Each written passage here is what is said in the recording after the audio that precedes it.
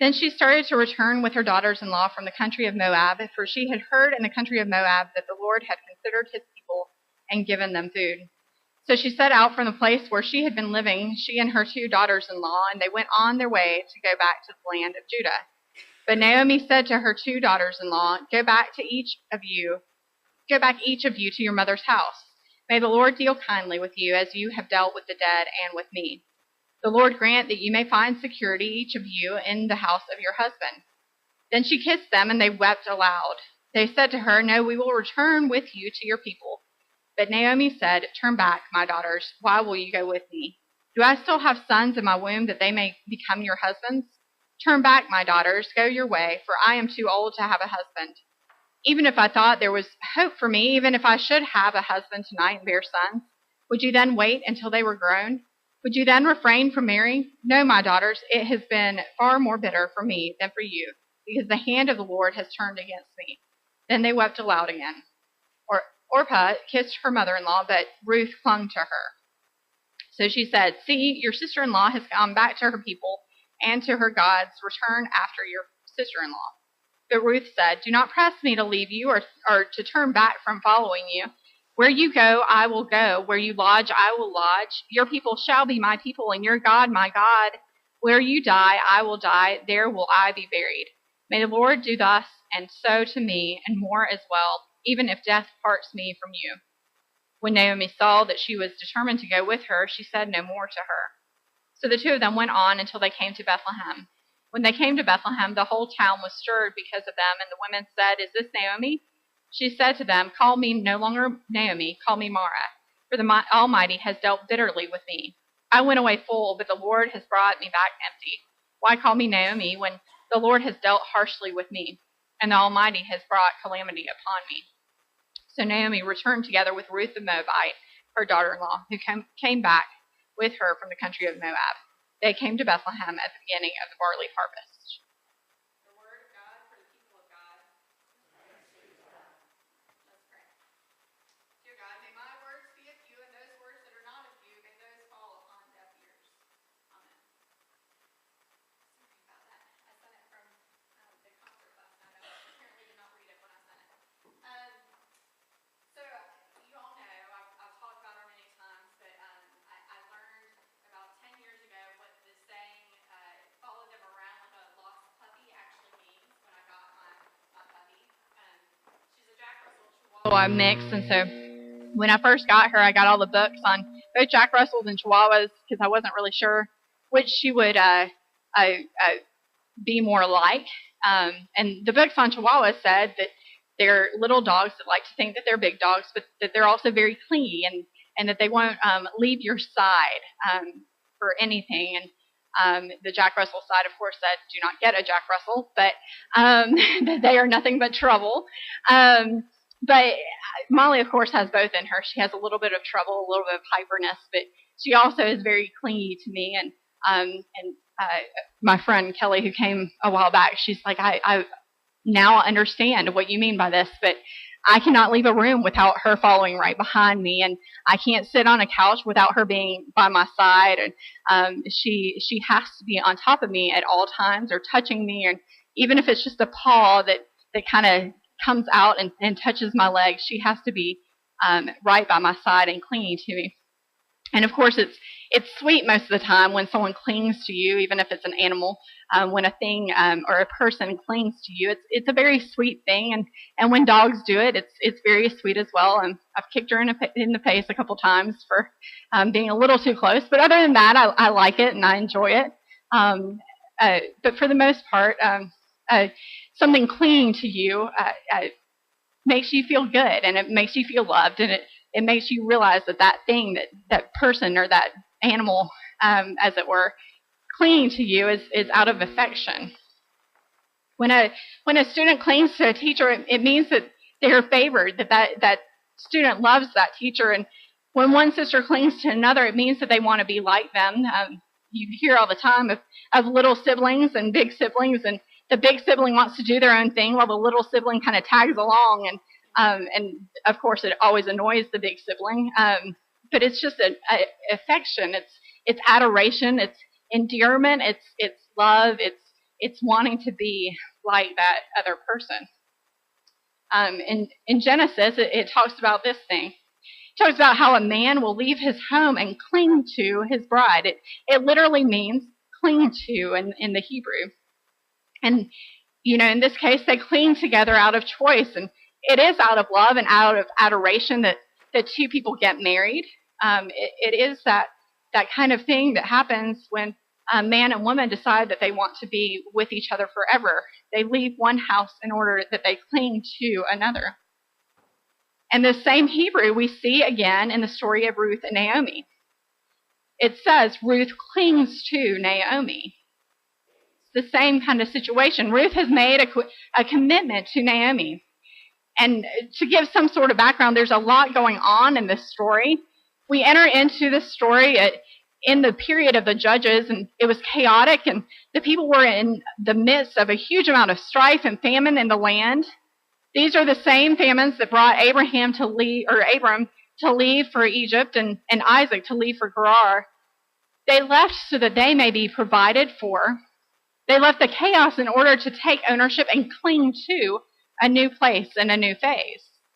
And so when we look at the picture of Ruth, it's easy to concentrate just on this whole familial relationship that is going on, but what had been going on around them was this chaos and this strife that caused this family to leave their homeland and go into a foreign land. They literally only had each other. Now, I moved around a lot as a kid, as a minister's daughter, and I found out that we really quickly figured out that we only had each other when we moved from one place to another. Imagine moving to Clover, South Carolina, in the middle of nowhere and having no one except for your family. We clung to each other. And so what we see happening next is not only did they move from one place to another, but then Ruth and Naomi, Naomi loses both of her sons and her husband. So they're in the midst of this upheaval, and Naomi loses the three men in her life. But on top of it, she lost this group of people who understand her. It's the one household that makes her feel like she's not a foreigner and made her feel like she belonged. And so she's completely left alone except for these two daughters-in-law. And remember, they're not daughters from birth, but daughters from marriage. Daughters who committed to leaving their families to cling to their husbands, and they didn't make a commitment to cling to their mother-in-law. They made a commitment to cling to their husbands, and now their husbands are gone, and they're left without family as well. So when their husbands die, their commitment to that family is null and void.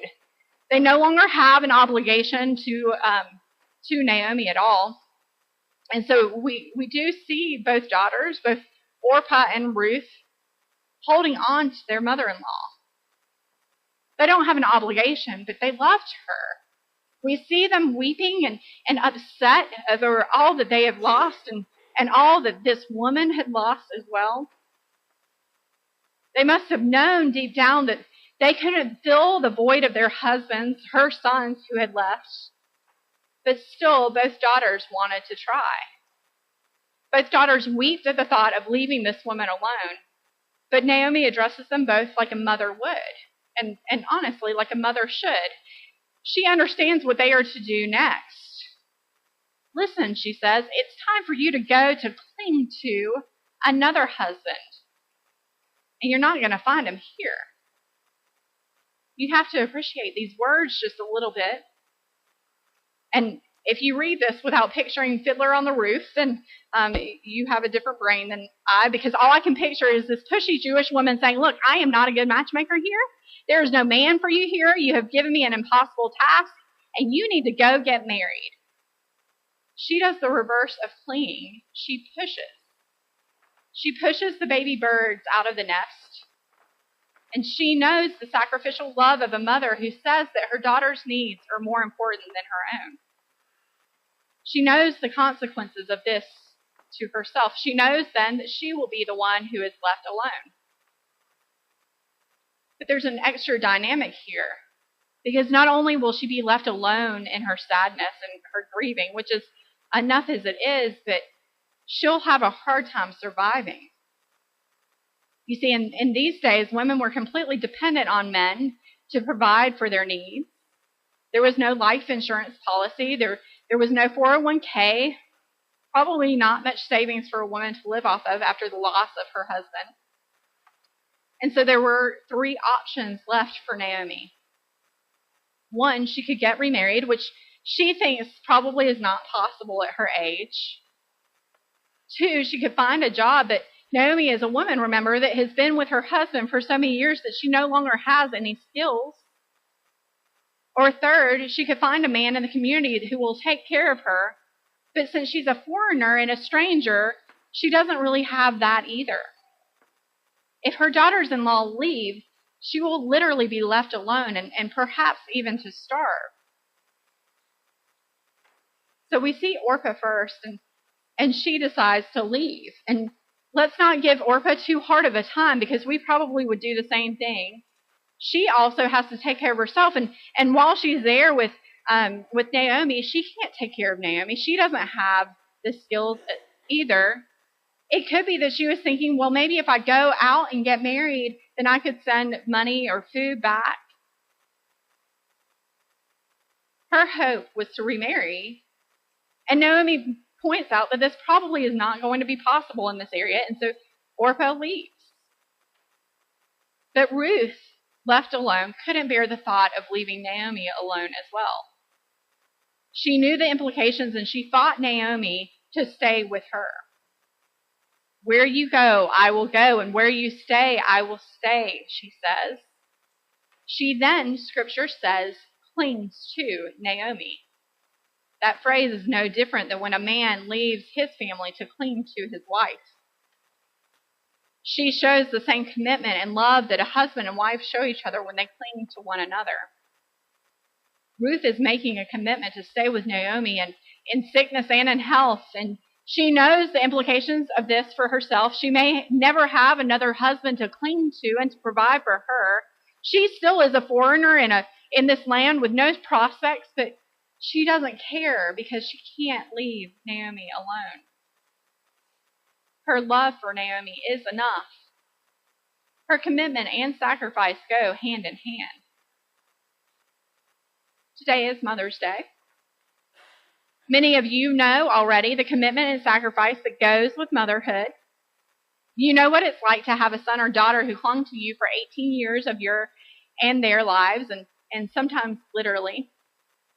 You know what it is to provide for them and to care for them, to fill in the gaps between what they need and what they can provide for themselves.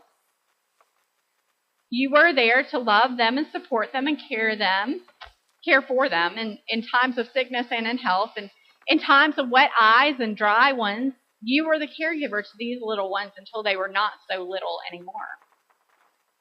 And most of us, and in fact all of us probably, know the care of a mother, even if it's not our own. We're standing here today thanks to some kind of form of mother, and even if it's not our actual mother, but it's who fed us and reared us, but there's someone in our lives that was a mother to us. There's someone who did maybe very mean things to us, like make us clean our rooms and eat our vegetables, in order that we might be trained properly and of good physical and spiritual health.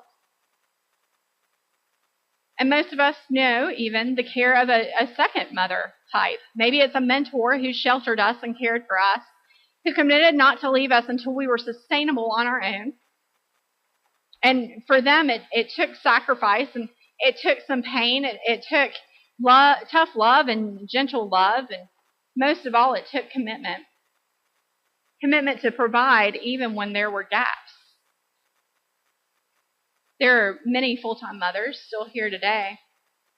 Those of you that each and every day provide for feeding and bathing, that are just a phone call away in times of need, and in times of stress and in times of tears. In times of conflict, a mother is the one who provides stability and calmness. There is nothing quite like the commitment that it takes to be a full-time mother.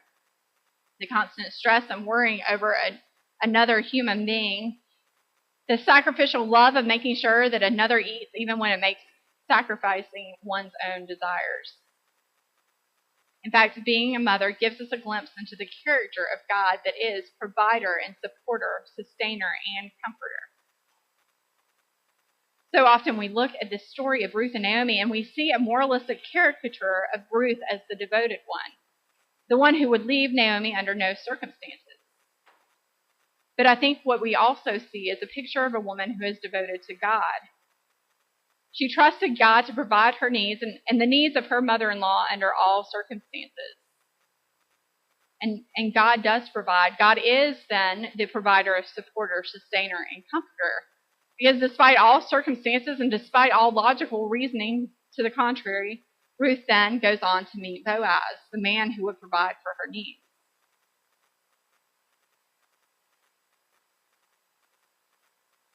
We trust and we know that God will provide for all of us in times of need, in times of gaps, in times of our own things that we have, missing what things we need. God will step in to provide for us. For all that flows from God. But we also get to see God's love through mothers and through those who serve mother-like roles. And even for the men in this room, you can be mothers as well. Because who has God called you to mother? Who has God called you to provide for? Who has God called you to love unconditionally, to cling to or to allow to cling to you, to fill in the gaps of need? To all the mothers in the room, those are the traditional kind, thank you for the ways that you have shown unconditional love and taught us what God's love looks like towards us. And to all the mothers in the room that are not of the traditional kind, those who have taken one under their wing, either as teachers or mentors or in some other role, those who have comforted and provided for, filled in the gaps for someone else's needs, those who have allowed another to cling to them. Thank you for the ways that you have also acted on the ways that God has led you to serve another. And for those who serve mothers, thank you for caring for another so that they may care for another as well. My challenge this week is that we may see all those ways that God is showing us unconditional love, providing for us, sustaining us, serving us, so that we then may turn around and serve others and be mothers to others, showing unconditional love, showing others ways that we can provide for them. Amen.